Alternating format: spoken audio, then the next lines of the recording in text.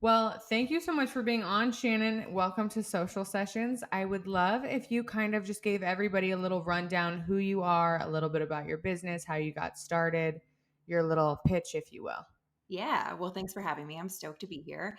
I am the owner creator of the Social Bungalow, which is an online education platform for mostly female entrepreneurs who are monetizing their expertise. So we help them structure that expertise into offers and then market that through launches, sales funnels, etc.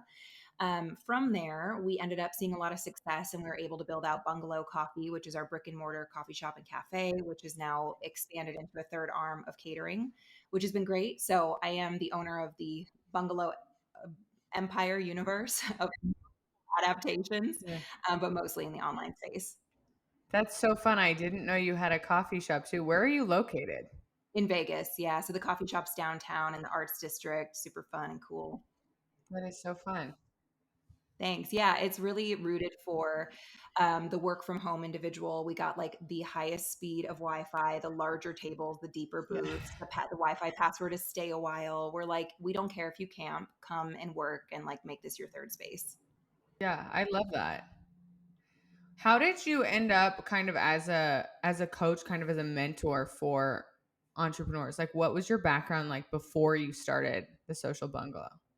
Yeah, so I was in corporate marketing. I worked for a fitness franchise, for a publishing house, helping authors market themselves, retail, different worlds, and just kind of did 2 to 4 years at different companies, kind of hopping around when opportunities would arise. And then I got that quiet whisper of like, I think you could do this on your own. So I started freelancing, which then was a lot of like outsourced director of marketing work for local Las Vegas businesses. And then I got one client who was an online fitness expert. And I saw this shiny corner of the internet and was like, that's it, and went full force that way.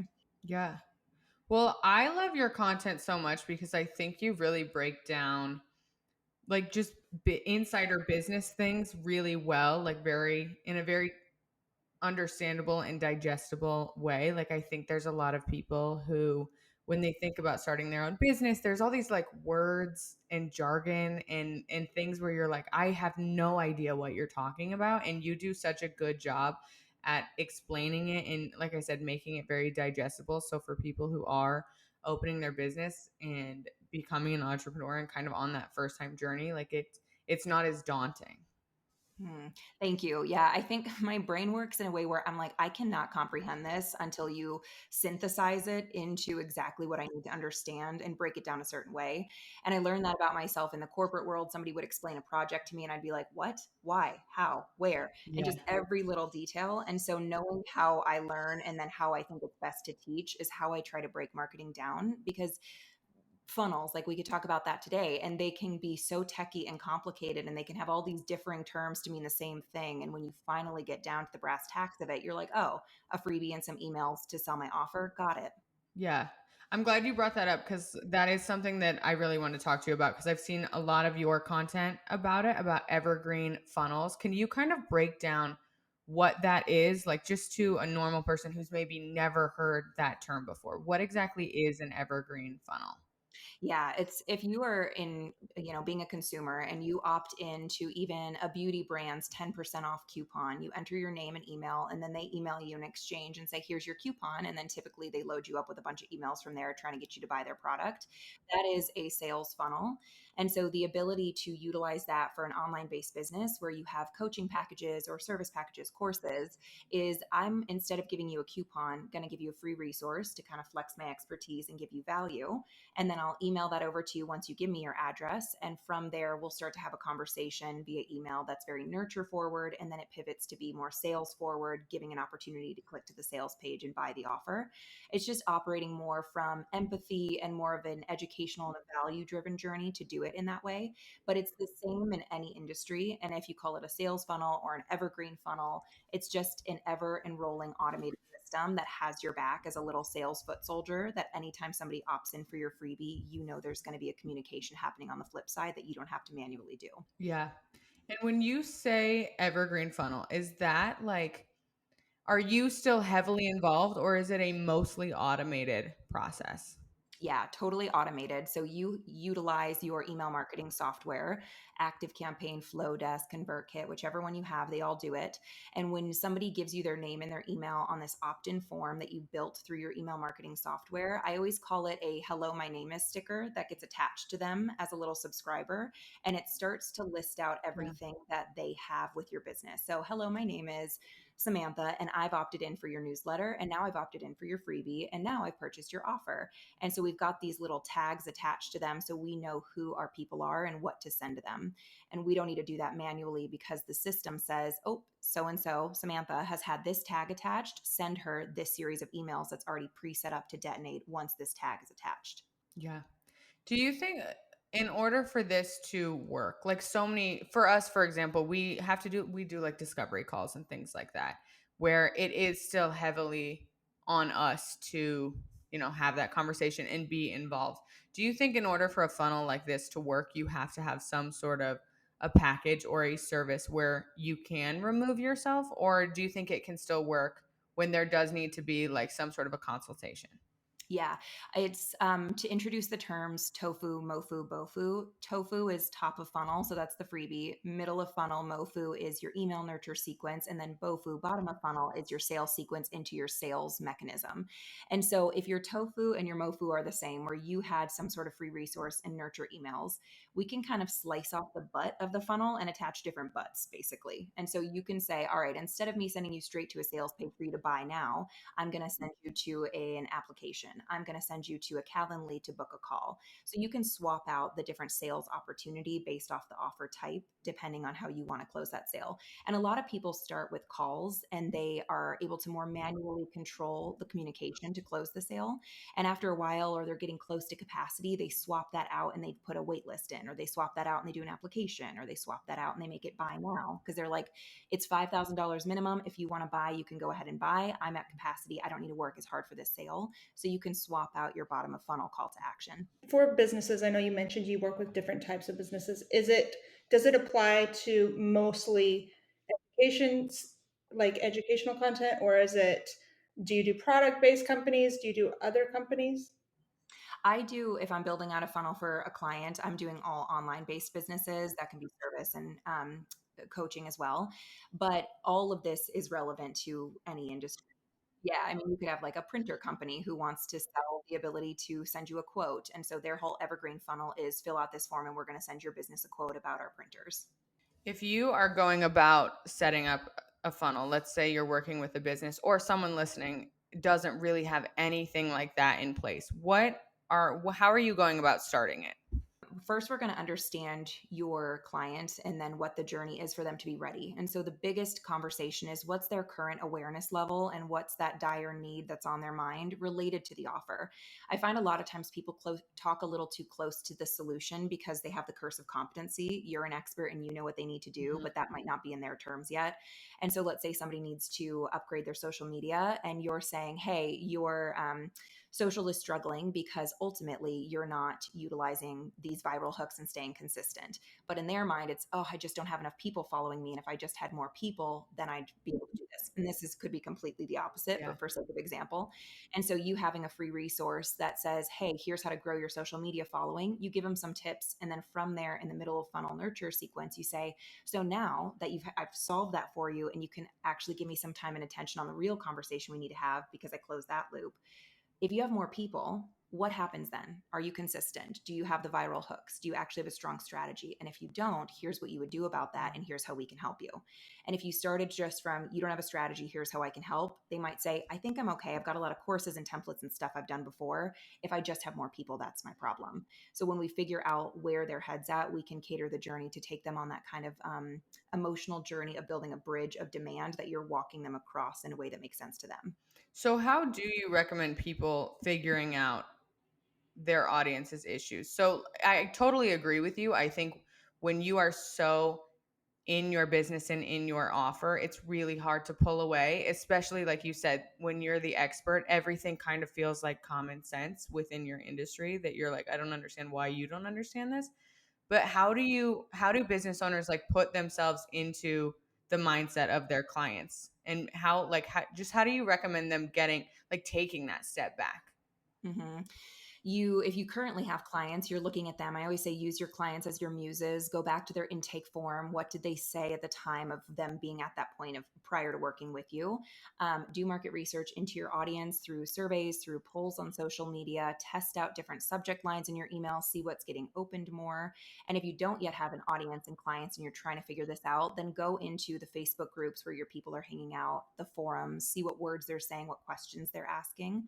And you can do, even if you do have clients, all of it. So you're able to get this messaging bank or this dossier of what it is they're saying.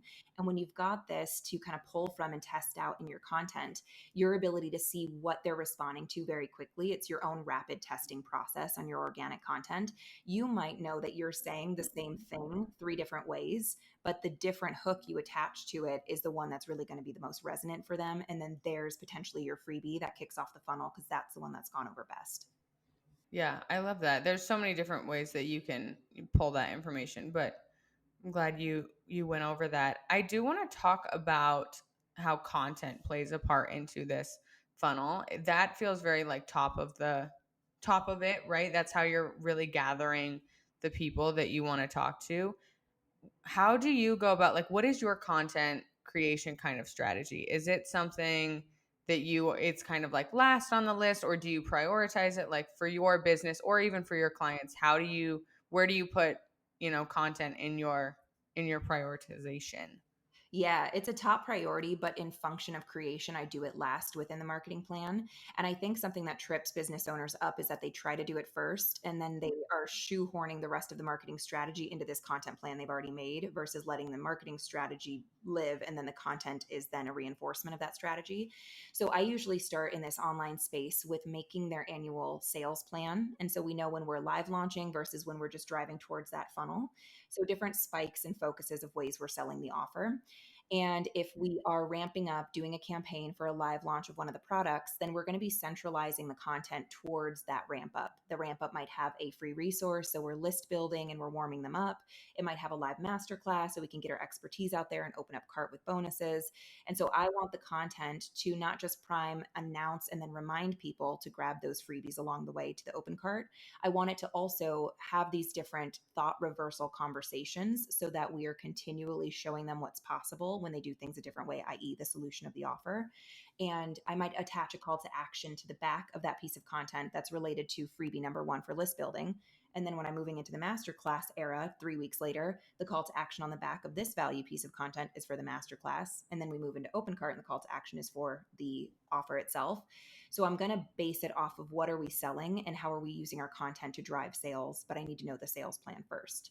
And when you're not doing a live campaign where Right. there's a timed expiry and you're just consistently driving towards your funnel, that's where we can get a little bit more liberal and play with content pillars or, getting more of the personality of the business owner or the attractive character or the brand into it.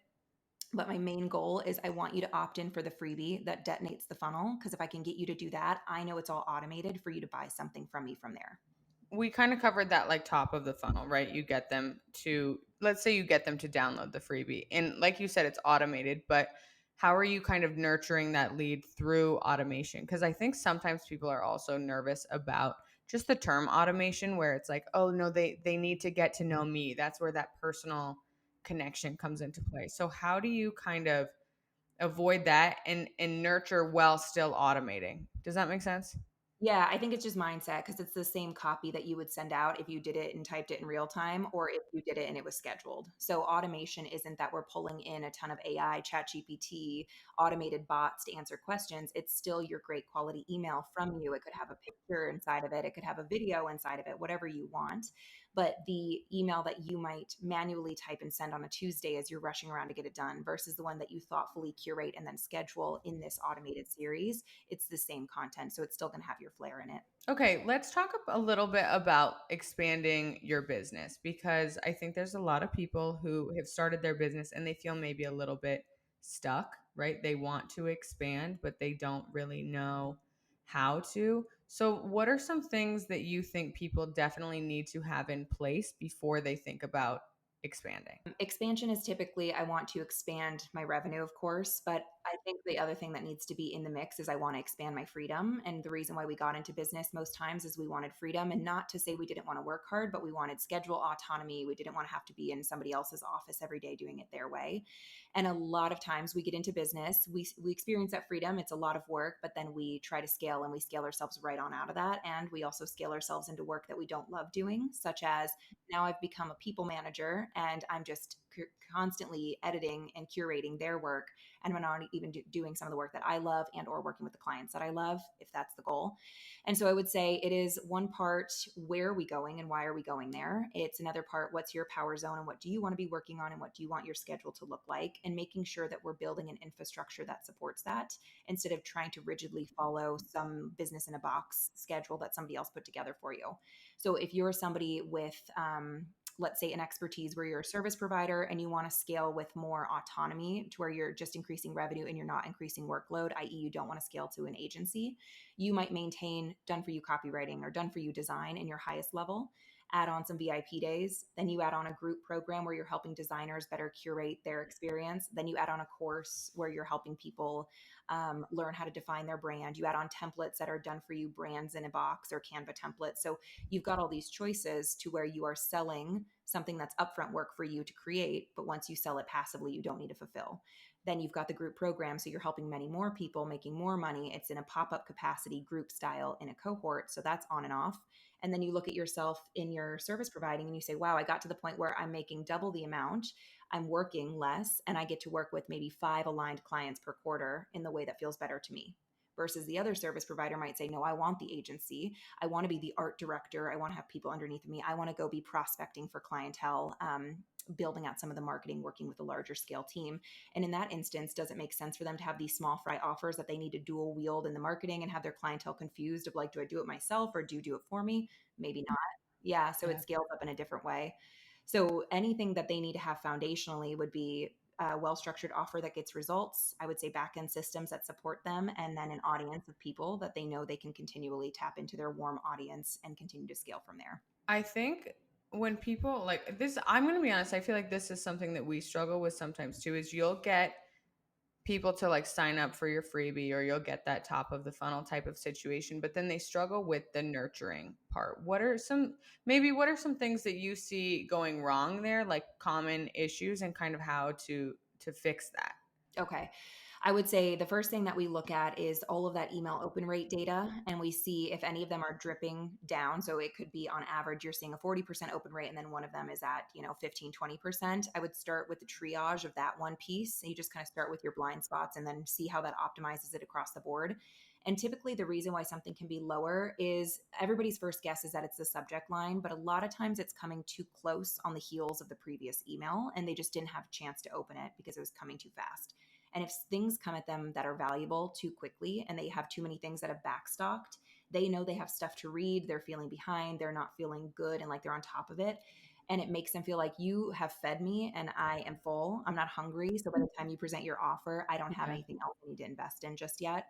So sometimes it's more spaciousness, sometimes it's updating the subject line, and other times it's just taking a look at the journey we picked. And the social media example I gave earlier, where we revealed to them slowly that their strategy is struggling through the guise of their follower growth, maybe that through line isn't us puppeteering or orchestrating that journey of discovery isn't working. It's not coming across. They're not having the breakthrough. They're not opening the one email where the breakthrough is explained. And so we need to curate some of that copy. I think a lot of times people try to look at their offer and they think my offer is broken and that's the reason why nobody's buying it. But it's typically just a little something in the messaging and the timing that needs tweaked. Sorry, that was a bit of a sidebar from, I know we were talking about scaling your business, but that was just an idea, the thought that I had. Okay, so scaling, you said have everyone needs to have kind of a different foundation in place in order to scale.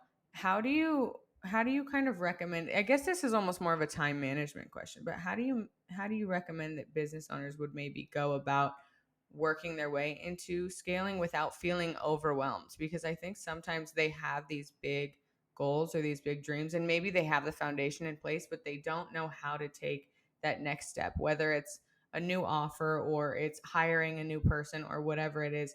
How do you think they can go about that without just essentially overwhelming themselves to the point of not doing anything. Yeah.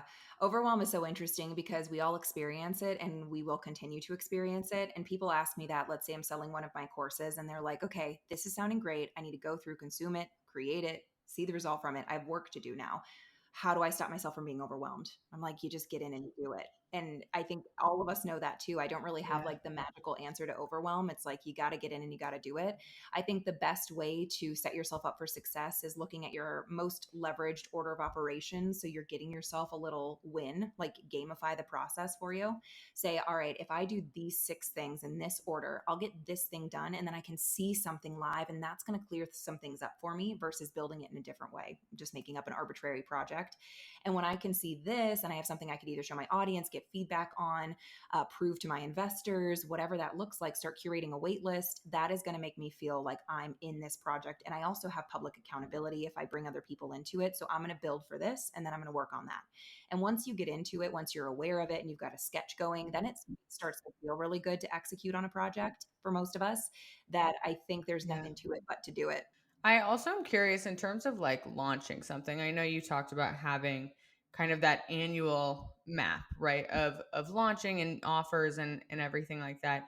Do you recommend like how much do you plan in advance when you're launching something new? Are you the type to some businesses will kind of make this announcement before it's fully thought out with the idea of kind of like come along with us as we either launch this new product or like build out this new service or something like that. Do you recommend businesses do that or are you more of a plan everything, get all of your footing right before launch? It's a personal question for the business owner because some people love that and they're like, I want to like live Yeah. document it. I want them to co-create it. I want them to know it's a beta so that I can charge a little bit less, give a little more, and really get this figured out with my people. And other business owners, that gives them so much anxiety they could never. They need it to be more perfected and polished by the time they market it. And so I've done it Yeah. both ways many, many times, depending on what the person's ready for. Both work. That's something that Tara and I kind of go back and forth on. Tara's a very like, let's talk about it immediately. Let's launch it immediately. And I'm like, we need systems. I need a system where I can't do this.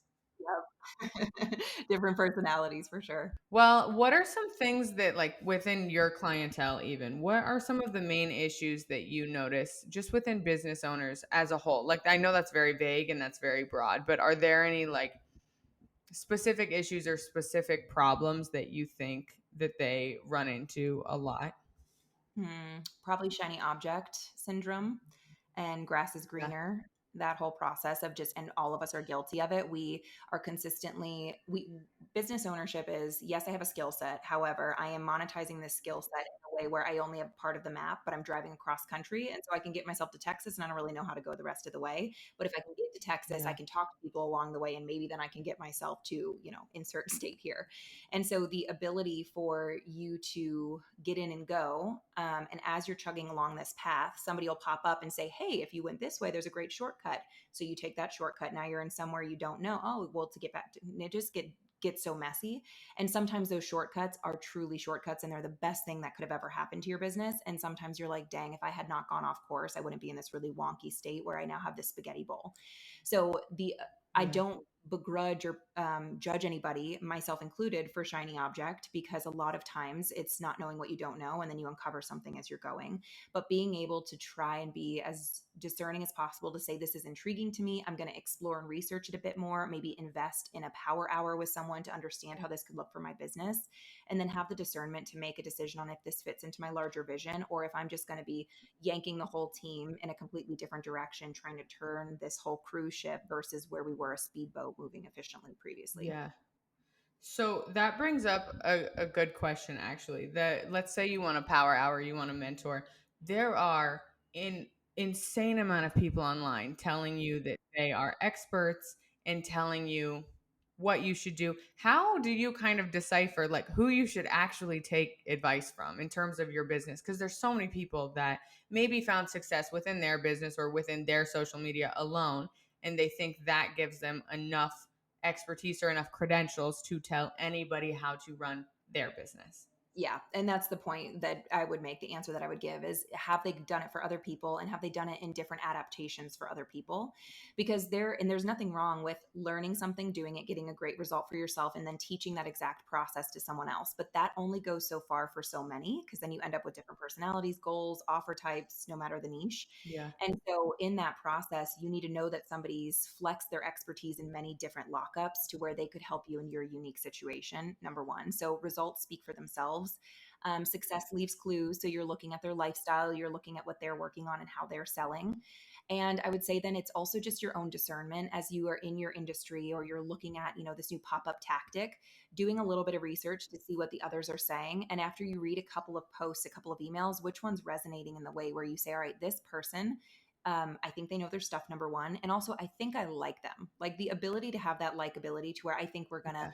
jam really well. They're going to have a similar style to me. I know I don't work well with a mentor who's not rapid firing. And if they're slowly thinking and they're just musing, I'm like, what are the tacticals and practicals? It just drives me insane. So I need to know that their style is Yeah. going to be similar to how I work as well. Just a little bit of research. Yeah. I love that you brought that up. I don't think people think about that enough. Even just personalities. Like you said, do you like listening to this person? Can you talk to this person? Like that is such a, something to look into that I think people overlook a lot. I do want to go back to you saying the grass is greener type of syndrome, the issue that I think a lot of business owners deal with. And I think it's natural, right? Especially in this day and age with everything being digital and being on social media, being like you see another company that's kind of similar to yours. How do you like, what's the best way to go about that? Like, do you put your blinders on and you're like, stay in my lane? Because I think sometimes you'll see businesses that are doing something and then it almost derails you. Like, oh, I should launch a course or I should launch a whatever that they have, instead of being like, no, I know what I'm good at and I'm gonna stick within this. Yeah. A lot of it comes down to vision and then your like revenue roadmap. Because if you were in your current business making more money, having more freedom than you ever have, would you be as enticed by making a course? No, you'd probably be like, oh gosh, that sounds like a lot. Throw that out the window, because you're already so fulfilled in Yeah. what it is you have in your current business. So I think a lot of times it's coming from a deficit, or it's coming from, I just keep hitting the same plateau number. And where is the thing that's going to spike me up and get me into the next stratosphere? And the first place to look is within your current business, because that is your most repeatable, your current customers, highest leverageable, and then systems already built, team already educated, way to increase money. And maybe it's, you know what, if we clean X and Y up, we roll out this new offer, which is just like a cousin of what we're currently doing, and then we turn on the paid ads faucet. That is a better use of our time and effort than trying to do this entire new venture within the business. And so start within the current Yeah. business, see if you can get to that revenue goal that's going to make more sense for you to be happier, not wanting to pursue that. And if it really doesn't, and you're like, nope, I cannot scale to where I want to go without additional revenue streams, then expand into those. And then in terms of that annual kind of sales roadmap, what is that typically looking like? Is that looking like launching several new products throughout the year, or is that just like re-nurturing a product that may or a service that you already have and kind of almost reintroducing it to your community? What are you, because I think most people don't want to launch like a million different offers every year, right? So what does that typically look like? Just I guess a broad overview of what an annual roadmap would look like. Yeah, I use the word launch, which is not the perfect word for it because it makes it sound like it's something new, but I use it for Yeah. reoffering, campaigning your same offers, but doing so with a specific timeline versus when it's ever enrolling and you can buy it any time. There's no bonuses or discounts or pop up special. So, yes, it could be the Yeah. first time that you sell something, you launch it literally. And then from there, when you're reoffering it in kind of a splashy pop up campaign or flash sale capacity, I also would refer to that as a launch. And so a launch is something with a ramp up where we're nurturing everybody on the same topic. We're kind of like pulling the slingshot so that when the cart opens for this tighter timeline with this special that's happening and you release this slingshot, everybody comes running in and you see an infusion of cash, clients, confidence throughout this process of doing this a couple few times a year for the same offer, for a couple of offers, whatever that looks like.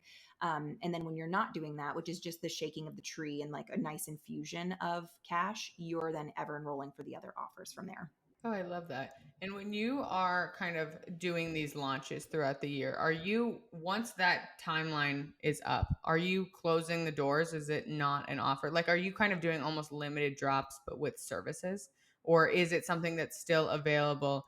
year round, but these drops are maybe like the price is a little bit different, or you get like an added bonus if you sign up within this timeline? Mostly the latter, to where we're not sunsetting and creating new of our offers consistently. It's like, those are our offers. This is what you can get. This is the special right now. And if you've been thinking about it, if you're Okay. new to me, if you just opted in for this freebie and this is the solution to your problem, this is one of the best times to buy. So you'll see a cool down on that offer the next month because everybody just bought it, you marketed it, and then they got the best bonus. But the following month, you'll see it pick back up to normal with your consistent sales through a funnel.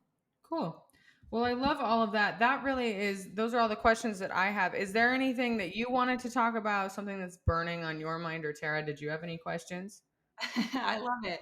Well, thanks for having me. No, I would say the only thing, depending on the different types of people listening, is what I was just saying about really making sure that we're monetizing or leveraging our current business before we add on all these additional revenue streams. I do want to seed plant that if you're somebody who has one key service that you're offering and you're like, oh, really? I thought that I was going to have an offer suite, like a template, a course, and my services, and now I'm not supposed to have that. I don't mean not expanding into an offer suite. So you have differing options for different people on their growth journey. So they can kind of buy everything from you along the way, find what works for them, Goldilocks style. I mean, once you have a business with some offers in it, not completely pivoting your entire model, like burning it down and rebuilding it for an entirely new Right. venture that could really distract you. So if you're listening to this, I do think multiple offers is a great idea. Launching those offers, funneling those offers, and letting them all service the beginner, intermediate, and advanced person in your audience. But then knowing from there that there are going to be ways for you to kind of really pull levers and up that revenue without building out six more offers from there. I do. Real quick, I do. What about like courses on the subject of courses? Do you feel like it's a saturated market? Do you think there is still opportunity in industries, regardless of what that is, that there's still a market for that? Or is it like, I feel like there's so many courses. So I just wondered if there is ever a cap or if it's too saturated. Yeah, I don't think it's too saturated myself. Everything is too saturated. Burger establishments are too saturated. Like lipstick is too saturated, and so if people need a course that is such a great fit for a lot of the way that they would learn at a more entry level, do it yourself resources. It's just about the messaging of the program, so that somebody who might have baggage or aversion to sitting and watching a video library knows that this is so specifically for them because it's well messaged and marketed, which of course I'm talking to the experts on that. But additionally, that audio courses are becoming very popular as well with the rise of our podcast listening just habitually as a society. And so needing to sit and look at a slide sometimes is beneficial, but if you turn it into both, like you can download the audio and listen to a podcast style, and then there's accommodating images that you can look at within the program library or within a PDF, that's been going over really well for people to make sure it peppers into their life better. Well, Shannon, thank you so much for being on. Where can everybody find you? Yeah, just come see me on Instagram at the Social Bungalow because that's where I hang out all the time, my main platform, and then I can point anybody in a direction of something they're looking for from there. Perfect. Well, thank you so much for being on. I love this conversation. I feel like I could do 17 more parts with you, but I won't take up all your time. Awesome. Thank you guys.